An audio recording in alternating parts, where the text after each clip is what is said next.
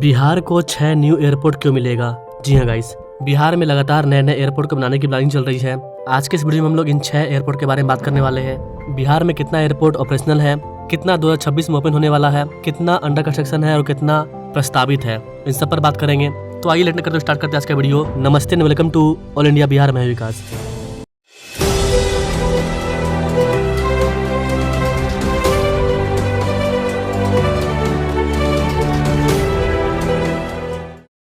Guys, Bihar जहाँ पर जनसंख्या काफ़ी ज़्यादा है लेकिन बिहार में एयरपोर्ट काफ़ी कम है। इसके पीछे का एक मेन रीज़न ये भी है कि बिहार में अभी लोग उतना ज़्यादा एयरपोर्ट यूज नहीं करते हैं। लेकिन भारत सरकार पूरे भारत में 2047 से पहले एटलीस्ट कम से कम 500 एयरपोर्ट चलाने की प्लानिंग कर रही है और इतना हमें जरूरत भी है। तो 500 एयरपोर्ट में से कम 30 से 40 एयरपोर्ट बिहार का होने वाला है।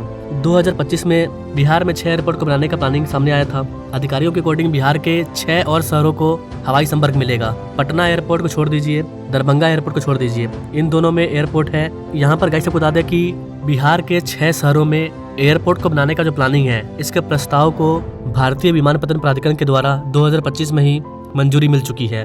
तो एयरपोर्ट को बनाने का जो मंजूरी है AAI के द्वारा इनको मंजूरी मिल चुकी है। भारतीय विमानपत्तन प्राधिकरण इन्हीं के द्वारा पूरे भारत में एयरपोर्ट को हैंडल किया जाता है। उनके अकॉर्डिंग केंद्र की क्षेत्रीय कनेक्टिविटी योजना उड़ान, भारत सरकार का एक योजना है उड़ान योजना। इसके अंतर्गत हम लोग 1500 एयर स्ट्रिप बनाने का प्लानिंग किए हैं। इनमें से कई सारे एयर स्ट्रिप को एयरपोर्ट में तब्दील किया जाएगा। तो भारत सरकार के इसी उड़ान योजना के अंतर्गत बिहार में 6 एयरपोर्ट मिलेंगे। कौन कौन से शहर को? मधुबनी में एक एयरपोर्ट बनाने का प्लानिंग है। बिहार के सुपौल जिले के बीरपुर में एयरपोर्ट को बनाने का प्लानिंग है। बिहार के मुंगेर जिले में एयरपोर्ट को बनाने का प्लानिंग है।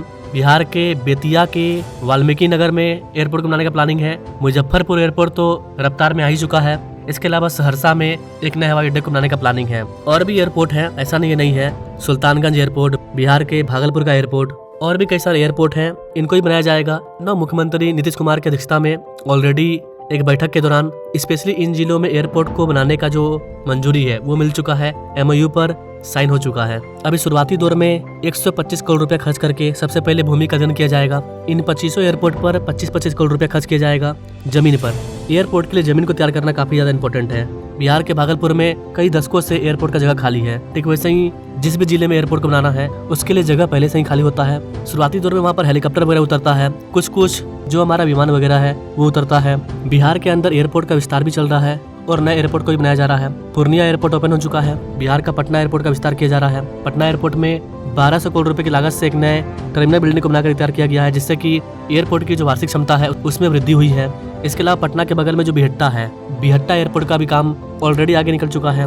2025 के मध्य में प्राइम मिनिस्टर मोदी ने 1410 करोड़ रुपए की लागत से एक नई सिविल एनक्लोव इसकी आधारशिला रखी थी। इस पर भी तेजी से काम चल रहा है। आने वाले 3 वर्षों में बिहार में टोटल 6 बड़े हवाई अड्डे फुल्ली ऑपरेशनल हो जाएंगे। अभी का हमारा प्लान ये है कि बिहार के अंदर 200 किलोमीटर के डिस्टेंस में एक एयरपोर्ट होना ही चाहिए। आप बिहार के किसी भी कोने में खड़े हैं, वहां से चारों साइड 200 किलोमीटर के रेंज में एयरपोर्ट होना चाहिए। जहां भी आपका घर है, हर 200 किलोमीटर के रेंज में एयरपोर्ट होना चाहिए। आने वाले टाइम में जब बिहार और आगे बढ़ेगा तो इसे घटा करके 100 किलोमीटर कर दिया जाएगा। मतलब 100 किलोमीटर के रेंज में आपको 2 एयरपोर्ट देखने को मिल जाएगा, जिससे कि आम पब्लिक भी हवाई अड्डे पर यात्रा कर पाएंगे। तेजी से बढ़ता एविएशन सेक्टर भारत की ओवरऑल ग्रोथ और एम्प्लॉयमेंट जनरेशन को भी गति दे रही है। अगर आप ट्रेन के अंदर AC क्लास की बोगी में जाते हैं, first class AC, second class AC, उसमें जितना पैसा लगता है, अगर आप 2-4 महीने पहले का टिकट बुक करें एयरपोर्ट का तो लगभग बराबर आता है। तो आज के टाइम में एयरपोर्ट पे चढ़ना ट्रेन से ज़्यादा महंगा नहीं है। आपको अगर बिहार से वैष्णो देवी जाना है घूमने के लिए, 6 महीने बाद की प्लानिंग आप कर रहे हैं, तो आप ट्रेन के बदले फ्लाइट का टिकट बुक कीजिए, ज़्यादा का अंतर नहीं आएगा। तो जो लोग ट्रेन में फर्स्ट क्लास AC में सफर करते हैं, सेकंड क्लास, थर्ड क्लास, वो आसानी से फ्लाइट लेंगे। और बिहार चूंकि ग्रो कर रहा है, बिहार में अमीर लोग भी हैं, गरीब लोग भी हैं और मध्यम वर्ग के लोग भी हैं। और अब बिहार के मध्यम वर्ग के लोग भी एयरपोर्ट में सफर कर रहे हैं। एक्चुअली में हर इंसान का सपना होता है कि वो एक बार फ्लाइट में चढ़े। बिहार में आज भी कई सारे ऐसे लोग हैं जो फ्लाइट पर नहीं चढ़े हैं।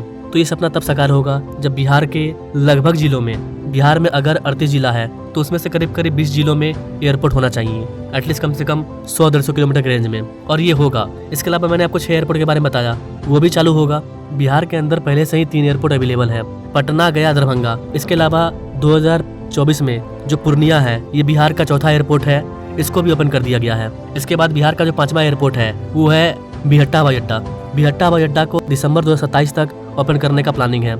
इसके बाद बिहार का जो छठा एयरपोर्ट होगा उसके बारे में भी आपको बता देते हैं। छठा एयरपोर्ट बनाया जा रहा है रक्सौल हवाई अड्डा। ये जून 2028 में ओपन होगा। ये भी अंडर कंस्ट्रक्शन है। तो ये ऐसे एयरपोर्ट हैं जो कि आने वाले 2-3 साल में ओपन हो जाएंगे। ये अलग एयरपोर्ट था। मैंने यहाँ पर 6 के बारे में बताया जिन पर काम चल रहा है। जो 6 अपकमिंग है वो कौन सा है उसके बारे में मैंने आपको शुरू में ही बताया। मधुबनी, सहरसा, बीरपुर, वाल्मीकि नगर जो कि पश्चिमी चंपारण में आता है, मुंगेर, मुजफ्फरपुर। ये एयरपोर्ट थोड़े से छोटे होंगे। इसका जो रनवे होगा वो छोटा होगा, लेकिन ये एयरपोर्ट भी ओपन हो जाएंगे जल्दी।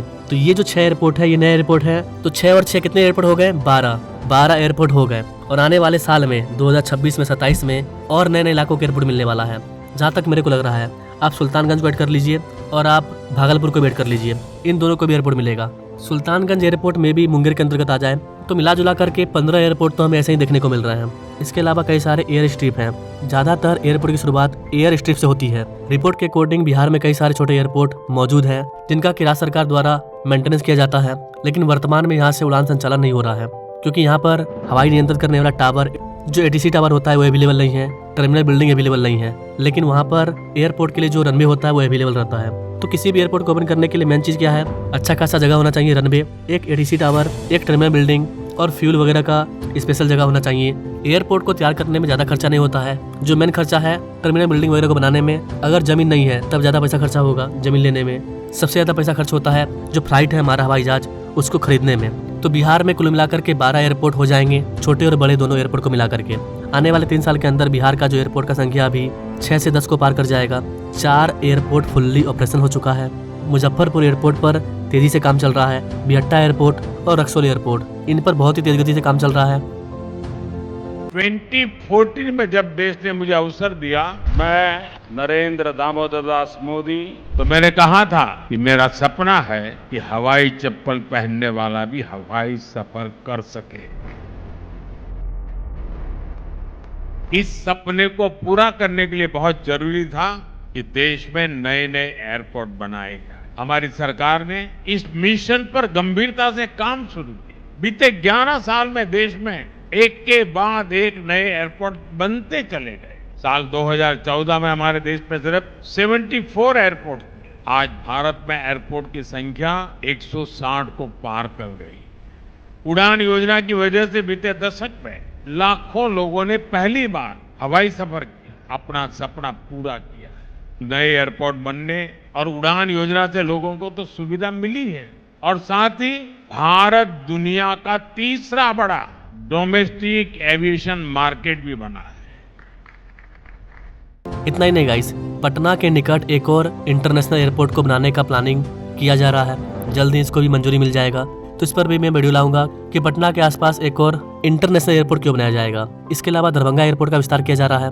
एयरपोर्ट का रनवे एटलीस्ट कम से कम 2 किलोमीटर लंबा होना चाहिए और अगर हमें बड़े बड़े फ्लाइट को लैंड करवाना है तो कम से कम 3 किलोमीटर, उससे भी अगर अच्छा है तो 4 किलोमीटर। 4 किलोमीटर का जो रनवे होता है वो किसी भी बड़े से बड़े फ्लाइट के लिए पर्याप्त है। भारत का जो सबसे बड़ा एयरपोर्ट बन रहा है वहाँ पर 4 किलोमीटर का रनवे अवेलेबल होगा और 1-2 नहीं, करीब 6 रनवे बनाया जाएगा वहाँ पर।